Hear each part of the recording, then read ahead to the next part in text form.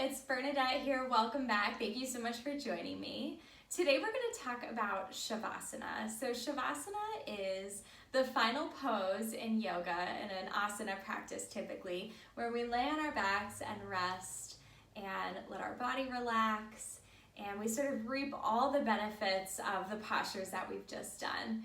So Savasana is a really lovely experience as long as we're not having any sort of naggy aches or pains. But if you have anything funky in your low back, sometimes it can talk to you a little bit during Savasana. So I wanted to just offer a couple of different setups that you can try to relieve any of that low back discomfort so that you can have a really glorious Savasana and truly have that rest at the end of your practice. So just to review, classic kind of typical Savasana is going to be resting all the way back on our backs with legs straight out along the floor and arms down. So again, sometimes for people, that can just be a little cranky for the low back.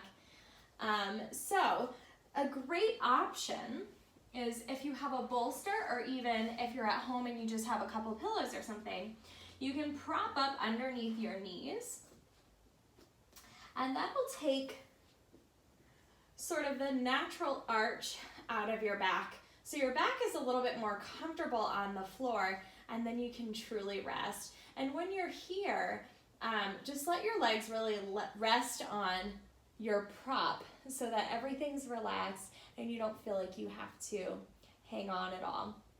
So sometimes even this is a little bit light for relieving the discomfort. So there's another option I want to give you today, and that is to make a little bolster bridge. So I'll show you the way to set it up with yoga props, and then I'll tell you how to do it if you don't have all your props.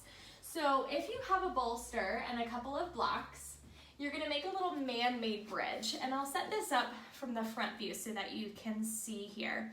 So you're gonna take your blocks and put them at the highest height, and then you're gonna take your bolster and plop it right on top. So you have your little man-made bridge here. Now, of course, it's not always the most sturdy, so you wanna kinda shake it out a little bit and make sure that it's gonna be able to support you.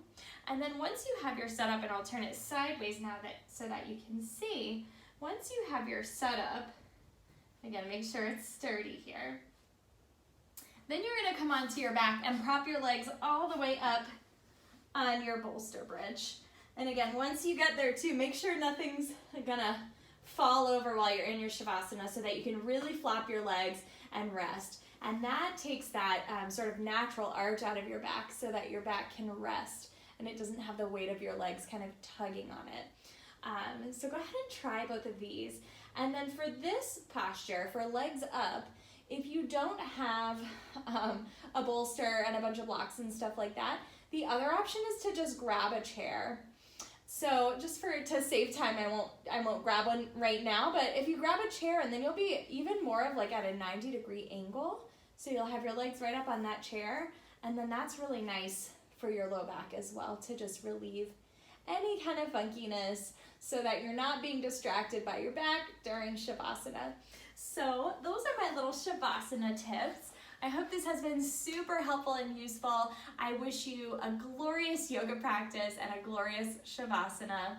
And I'd love to have you come join me for a free class. You can get all the information on my website at bernadettesoler.com. Thanks again for tuning in today, and I will see you next time.